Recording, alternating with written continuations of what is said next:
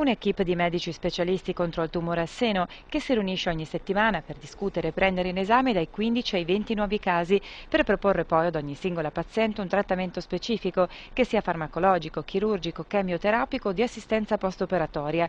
Si chiama Bridge Unit e svolge la sua attività presso l'Istituto Oncologico Veneto a Padova, un team che segue ogni anno 409 pazienti affette da neoplasia al seno, riducendo di molto con questo metodo di lavoro multidisciplinare la mortalità delle donne colpite da questa forma tumorale.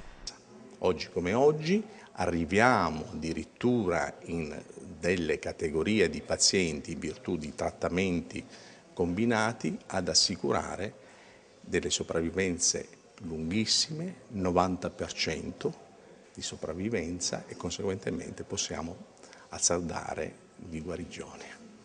Un'eccellenza dunque a livello nazionale che può vantare lo IOV, oltre ad altri servizi innovativi come la possibilità offerta alle pazienti di aderire a protocolli sperimentali e di ricerca nazionali e internazionali, scelto dal 25% delle donne in cura contro il 12% a livello nazionale. E ancora l'utilizzo di un anticorpo monoclonale, ossia un farmaco biologico che agisce con grande efficacia sui bersagli tumorali, soprattutto nel caso di prognosi sfavorevoli.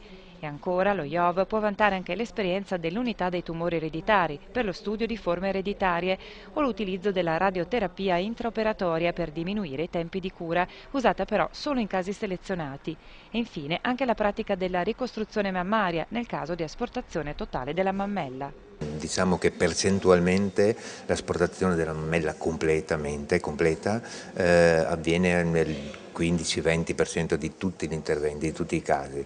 A volte optiamo per il trattamento radicale proprio non tanto per la gravità della situazione che ci troviamo ad affrontare quanto per ottenere un miglior risultato estetico.